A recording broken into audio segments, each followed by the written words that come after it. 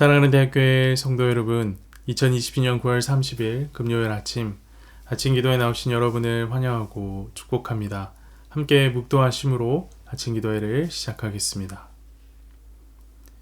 살아계셔서 역사하시는 하나님 아버지, 오늘도 우리 가운데 귀한 새날을 허락하시고 주의 말씀과 함께 하루를 세워갈 수 있는 귀한 은혜의 시간을 허락하여 주심에 감사합니다.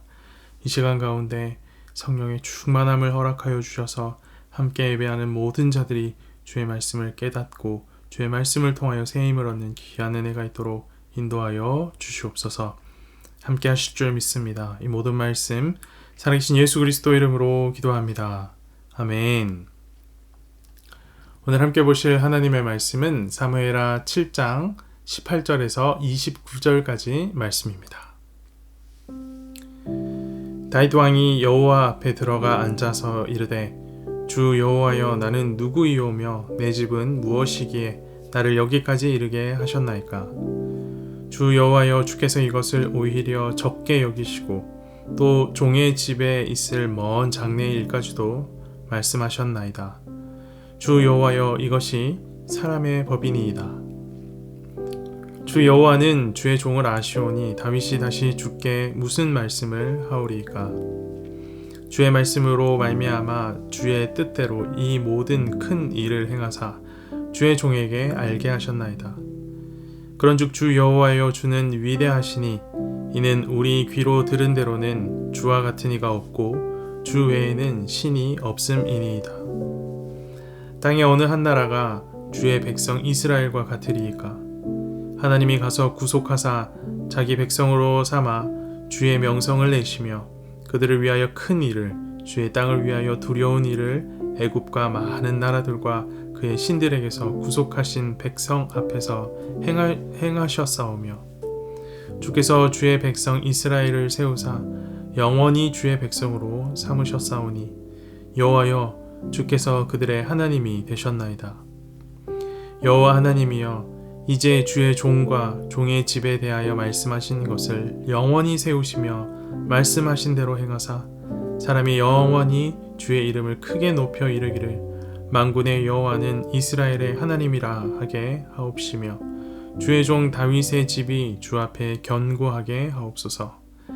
만군의 여호와 이스라엘의 하나님이여 주의 종의 귀를 여시고 이르시기를 내가 너를 위하여 집을 세우리라 하셨으므로 주의 종이 이 기도로 주께 간구할 마음이 생겼나이다.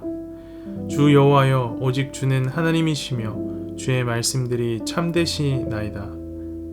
주께서 이 좋은 것을 주의 종에게 말씀하셨사오니 이제 청하건대 종의 집에 복을 주사 주 앞에 영원히 있게 하옵소서. 주 여호와께서 말씀하셨사오니 주의 종의 집이 영원히 복을 받게 하옵소서 하니라. 아멘. 영양이 결핍될 때 생기는 현상들이 있습니다. 철분이 부족하면 혈액의 산소 운반 능력이 떨어져서 피로감을 느끼게 됩니다. 칼슘이 부족하면 뼈와 치아가 약해지며 골다공증의 발병 위험이 높아집니다. 비타민 A가 부족하면 시력에 많은 영향을 받아 시력이 많이 약해집니다. 이처럼 꼭 필요한 영양이 제대로 공급되지 않으면 몸에 영향을 끼치고 약하여지는 현상들이 나타납니다. 신앙의 원리 속에서도 비슷한 부분들이 있습니다. 공급되어야 하는 것들이 제대로 공급되지 않을 때 그것이 신앙의 연약함으로 나타나곤 합니다. 오늘 본문과 함께 신앙에 꼭 필요한 양분이 무엇인지 생각해보고 그 양분을 채우기를 결단하는 귀한 시간이 되기를 소망합니다. 오늘 본문은 하나님께서 보여주신 비전에 대한 다윗의 감사 기도를 담고 있습니다. 18절 말씀을 보십시오.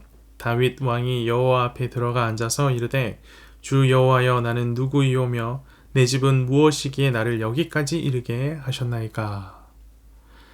다윗은 하나님께서 자신과 자신의 가문에게 주신 큰 은혜의 언약을 듣게 된 후 여호와 앞에 들어가 앉습니다. 여호와 앞에 있었다, 여호와 앞에 들어가 앉았다라는 것은 다윗이 휘장 가운데 있는 언약궤 앞에 앉았다라는 말입니다. 다윗은 여호와께서 주신 언약의 말씀에 감사하며 여호와의 궤 앞에서, 즉 하나님 앞에서 기도합니다. 가장 먼저 자신이 무엇이며 자신의 집이 무엇이기에 지금까지 이토록 아름답게 인도하셨는지를 묻습니다. 하나님께서 다윗을 왕으로 선택하시고 실제로 왕이 되게 하셨던 그 모든 과정들을 돌아보며 하나님께서 도대체 무엇을 보시고 나를 이토록 멋지게 인도하셨는지를 묻는 겁니다. 왜? 다윗에게는 자격이 없었기 때문이죠. 자격 없는 자에게 주신 이 놀라운 은혜에 다윗은 감사하며 주님 앞에 어떻게 저 같은 자에게 은혜를 베푸십니까? 라고 질문했던 겁니다. 더불어 다윗은 여호와께서 지금까지 자신에게 베푸신 은혜가 이토록 큰데도 여호와께서는 그 은혜를 작게 여기시는 것 같습니다 라고 말을 합니다. 19절 말씀을 보십시오. 주 여호와여, 주께서 이것을 오히려 적게 여기시고 또 종의 집에 있을 먼 장래의 일까지도 말씀하셨나이다. 주 여호와여, 이것이 사람의 법이니이다. 다윗에게도 자신이 왕이 된 이 일은 너무도 크고 놀라운 기적 같은 일이었습니다. 하지만 여호와께서는 다윗이 왕이 된 것 정도는 작게 여기시는 것 같은 그런 모습을 보이십니다. 다윗에게 왕이 된 것 이상의 놀라운 일들을 약속으로 주셨기 때문이죠. 하나님은 우리가 무엇을 상상하든지 그 상상 이상의 일을 행하시는 분입니다. 그렇기에 그리스도인은 꿈을 크게 꿀 필요가 있습니다. 내가 큰 일을 할 수 있는 존재이기 때문이 아니라 하나님께서 나를 통해 큰 일을 행하실 것이기 때문입니다. 이렇게 말씀을 드리면 다윗에게 주신 말씀을 너무 확대해서 모든 그리스도인에게 적용하시는 건 아니냐라고 말씀하실 수 있습니다. 맞는 말입니다. 이 약속이 단순히 다윗 개인에게만 주어진 약속이라면 우리가 여기에 관심을 기울일 필요가 없습니다. 하지만 다윗의 고백을 잘 보면 이것이 개인에게 국한된 약속이 아니다라는 것을 알 수 있습니다. 다윗은 하나님께서 허락하신 약속이 사람의 법이다라고 고백하고 있습니다. 이를 히브리어로 보면 토라 아담인데 여기서 토라는 법을, 아담은 인류를 의미합니다. 다윗은 자신에게 허락하신 하나님의 약속을 아담을 위한 토라, 즉 전 인류를 위한 법이라고 이해하고 그렇게 고백한 것입니다. 다윗의 이런 반응을 볼 때 하나님께서 다윗에게 허락하신 이 약속은 다윗의 자손을 통하여 오실 예수 그리스도와 그를 통하여 이루실 하나님 나라에 대한 약속이라는 것을 우리는 확신할 수 있습니다.